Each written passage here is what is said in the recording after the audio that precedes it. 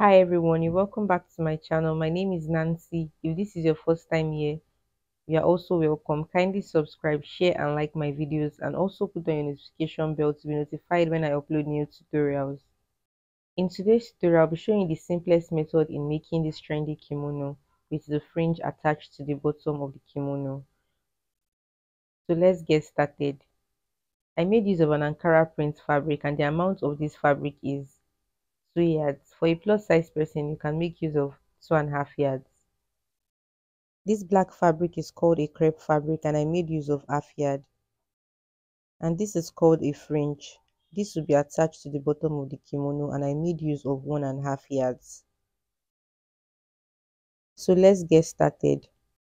I folded the fabric into two.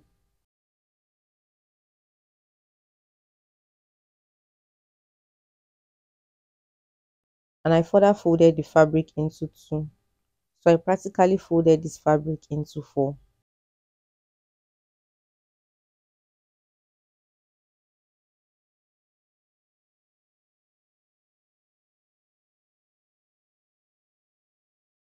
To know the wideness of the fold you need, you divide the shoulder measurements by 2.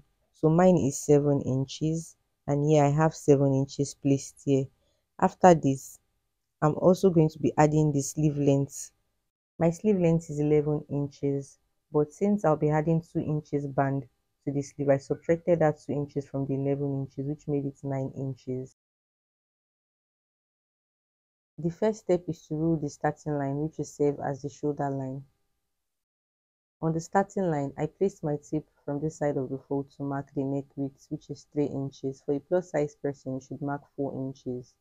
Now, the neck depth is 1 inch. I connected the neck width to the neck depth as shown.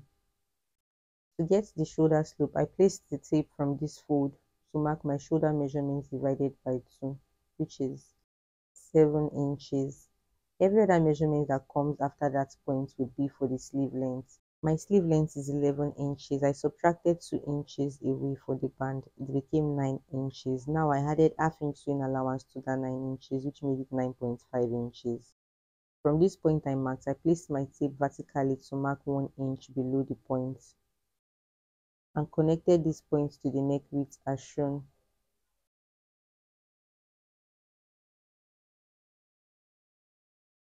From the shoulder line, I placed my tape vertically to mark the bust point. So the bust point is just a reference in getting how wide you want the sleeve opening to be. My bust point is 9.5 inches. For a plus size person, most of the time it's usually 11 inches. Alright, I extended this point.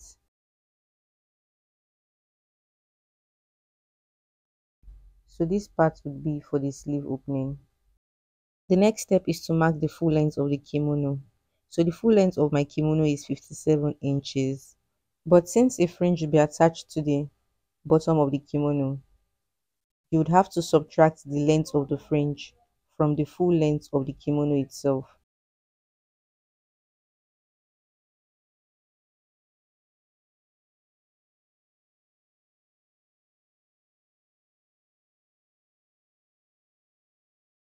The length of the fringe is 20 inches.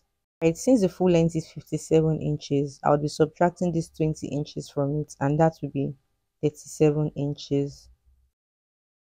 So the length of the kimono on the Ankara alone is 37 inches. So I added 1 inch sewing allowance to the hem to make it 38 inches. The next step is to place the tape on the bust point line to mark your bust circumference divided by 4. Then I added 3 inches sewing allowance to the side. If you want your kimono to be a bit larger than mine, then you can add about 4 inches sewing allowance. From this point, I would be extending the line vertically downwards to the hem of the jacket.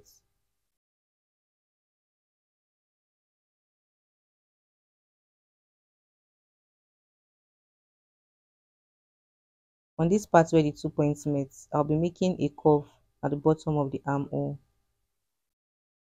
So like I said earlier, this side is the sleeve opening.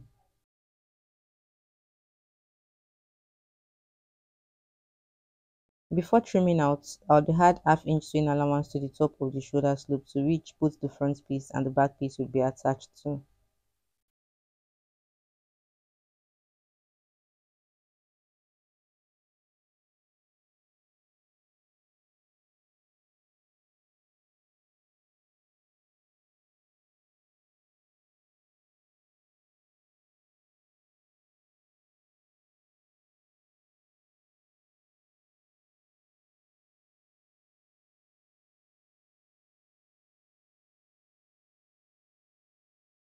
So after trimming out both the front piece and the back piece at once, I took out the back piece.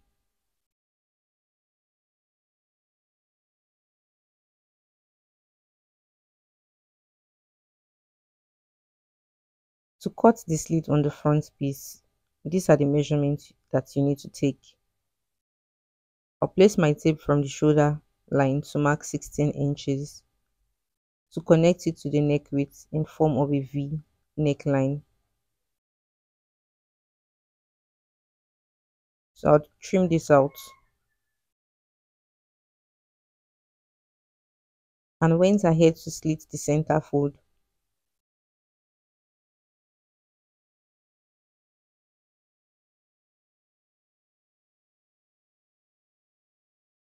The next step is to place one side of the front piece directly on the back piece to secure the shoulder by ½ inch, and to also place the other side of the front piece directly on the back piece to secure the shoulder by ½ inch.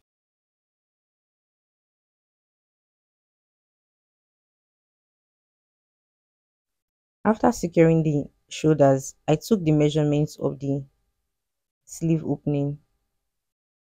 So here it's 18 inches. This simply means that the length of my band should also be 18 inches. And the wideness of my band on fold should be 2.5 inches. So after attaching it to the sleeve opening, it becomes 2 inches. You can also make your band wider than mine. From the thumbnail, you could see that one of the kimono has a short band like mine, while the other one was longer. So it just depends on how you'd like yours to be. So now I took this to the sewing machine to stitch by ½ inch.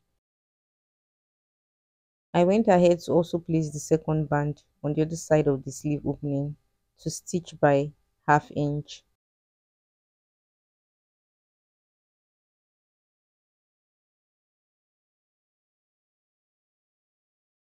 The next step is to take the measurement of the slit opening with the neckline for the back piece included.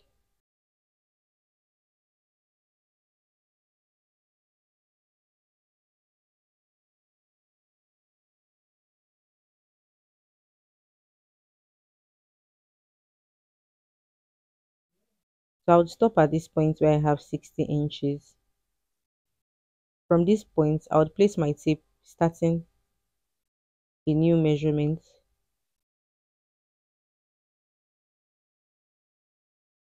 So here I have 25 inches.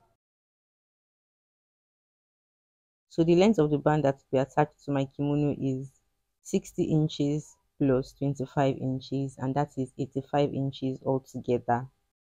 So this is the band. The width on fold is 2.5 inches, and by the time I attach it to the slit on the kimono, it becomes 2 inches. After cutting the band from the fabric, I realized that the length was quite short, so I had to cut another band and placed it on each other to secure the edges by 1/4 inch. Alright, so this is the band. I've attached it together, and I also took this to the ironing board to fold it equally.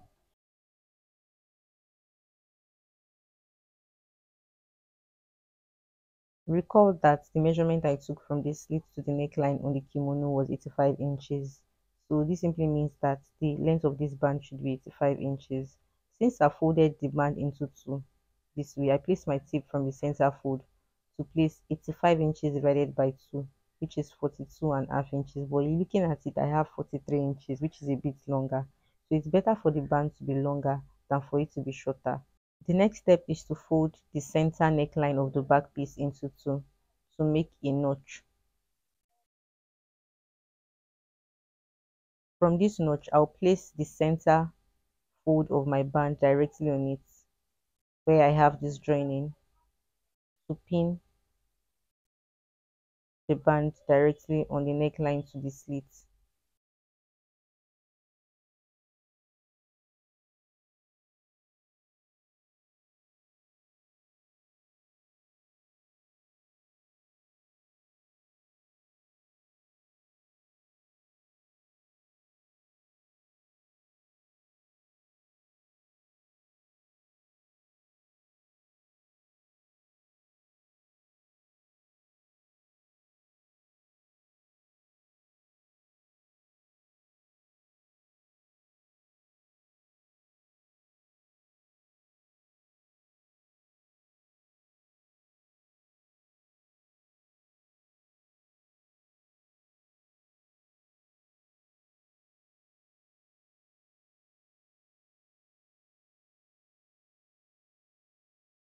After pinning, I took this to the sewing machine to stitch the band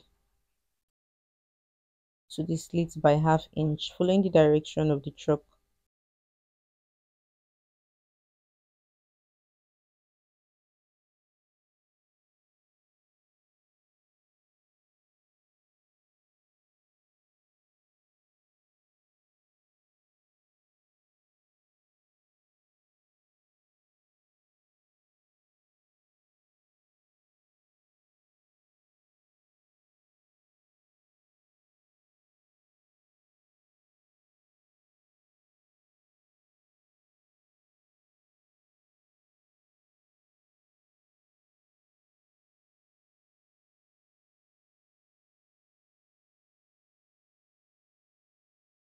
The next step is to secure the hem by folding it ½ inch in and further folding it in by ½ inch.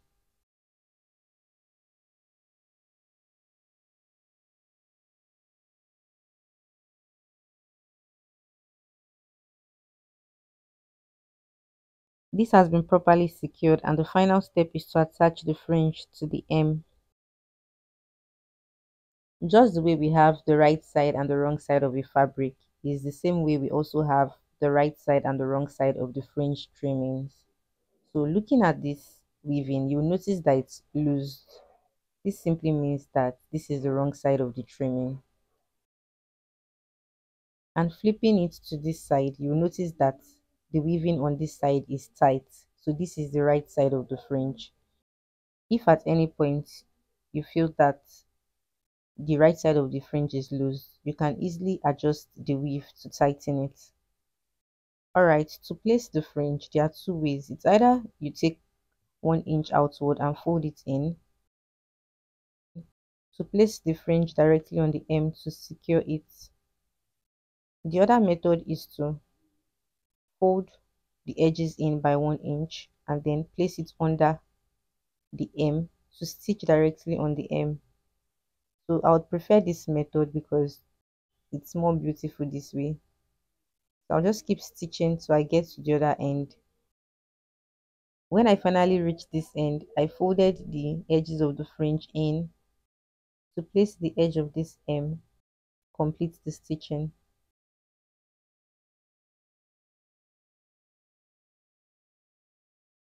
Alright guys, thanks for watching to the very end. I hope this tutorial was helpful. You should give it a try, and if this is your first time here, kindly subscribe, share and like my videos, and also put on your notification bell to be notified when I upload new tutorials.